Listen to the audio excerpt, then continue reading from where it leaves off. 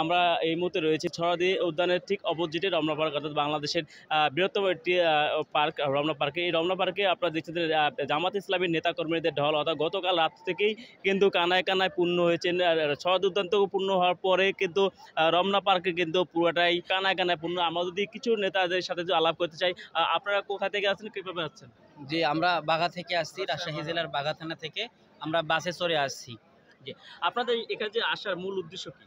আমাদের এখানে আসার মূল উদ্দেশ্য হচ্ছে বাংলাদেশ জামাত ইসলামের যে 7টি বাস্তবায়ন আছে, 7 দফা দাবি, এই 7 দফা দাবি আমরা বাস্তবায়ন করতে এখানে এসেছি। আচ্ছা, পিআর নির্বাচনের সম্বন্ধে আপনি কোনো প্রিয়ার নির্বাচনের জন্য আমরা অবশ্যই, এটা সর্বপ্রথম আমাদের দাবি যে প্রিয়ার পদ্ধতিতে আমাদেরকে নির্বাচন করতে হবে, এটা সরকারকে মেনে নিতেই হবে। সরকারকে মেনে নিতে হবে। জি। আচ্ছা, আপনারা যে এখানে যে আসছেন, অর্থাৎ রাজশাহী জেলা থেকে এখানে যে আসছেন, আসলে আপনাদের যাতায়াতের ভাড়াটা এটা কি আপনাদের নিজের? জি, যাতায়াতের ভাড়া আমাদের সমস্ত কিছু আমাদের নিজের, খাওয়া দাওয়া এখানে আসছি, খাওয়া দাওয়া নিজের খরচ, আমাদের নিজের গাড়ি ভাড়া দিয়ে আমরা এখানে আসছি। বিএনপির আমল থেকে আপনারা কখনো কোনো দিন এই ছড়াদি উদ্যানে কখনো আপনারা সমাবেশ করেন? এটাই প্রথম জামাতের প্রথম? জি, এটাই আমাদের প্রথম। এই বিষয়টা আপনি কিভাবে দেখছেন? জি, এটা আমাদের অনেক ভালো লাগছে, এসে আমরা অনেক ধন্য। এবং আমাদের সবচাইতে বড় হইতেছে যে আমরা আমাদের মুগ্ধ ভাষায় আমাদের কোনো চাপ নাই, কোনো বাধা দেওয়ার মতো কেউ নাই। আমরা ঠিকমতো এখানে সমাবেশ করতে আসতে পেরেছি।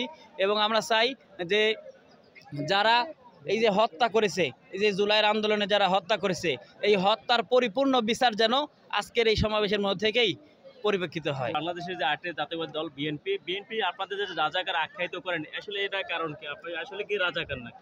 আসলে এরা কখনোই চায় না যে আসলে কোরআনের আইন বাংলাদেশে বাস্তবায়িত হোক।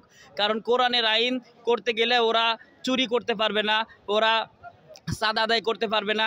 এটা করতে গেলে যখনই আমরা এই চাঁদা আদায়ে বাধা দিতে যাই, তখনই আমরা রাজাকার রক্ষিত হয়ে যাই। দর্শক, আপনার জীবনে শুনতেছেন যে বিএনপি দল চাঁদাবাজি করতে গেলে যখন যে এখানে জামাত ইসলামী বাধা সৃষ্টি করে, তখন এই জামাত ইসলামীকে শুনতে হয়, রাজাকার শব্দটি শুনতে হয়। আসলে আমরা দীর্ঘ কিন্তু আগেও থেকে শুনেছি যে আওয়ামী লীগ বলতো যে বিএনপি রাজাকার, বিএনপি জামাত শিবির রাজাকার। এখন শুধু আওয়ামী লীগ বাদ দিয়ে এখন আছে বিএনপি শুরু করেছে সেই জামাত ইসলামের যে রাজাকার শব্দটি। আসলে রাজাকার আসলে কোন দল আছে, কিভাবে আছে, আপনারা জানেন। এই বিষয়ে আপনাদের মতামত আমি এবং চাচ্ছি যে আরেকটা বিষয় দিয়ে আপনার প্রশ্ন করতে চাই আমার বড় ভাইকে। ভাইজান, আপনার তো বিশাল দেহের অবকাঠামো একজন লোক, আপনি এই গরমে, তীব্র গরমে আপনার এই যে আসার অনুভূতি রাখি? আলহামদুলিল্লাহ, অনেক খুশি। দীর্ঘ 16 বছর পর আমাদের এই সম্মেলন সফল হতে যাচ্ছে, এই জন্য আলহামদুলিল্লাহ। আচ্ছা, এই সম্মেলন থেকে আপনারা জাতিকে কি মেসেজ দিচ্ছেন? কোরআন দিয়ে রাষ্ট্র প্রচলিত করবে, এটাই। তো কোরআন দিয়ে রাষ্ট্র পরিচালিত করতে গেলে তো হিন্দু, খ্রিস্টান, বৌদ্ধ তাদেরকে তো কি আপনারা কি বাংলাদেশ থেকে বিতাড়িত করবেন? না না না, সবাই থাকবে এখানে। তো আপনারা শুধু আপনারা কথায় কথায় বলেন যে ইসলামী রাষ্ট্র গঠন করবেন, তো ইসলামী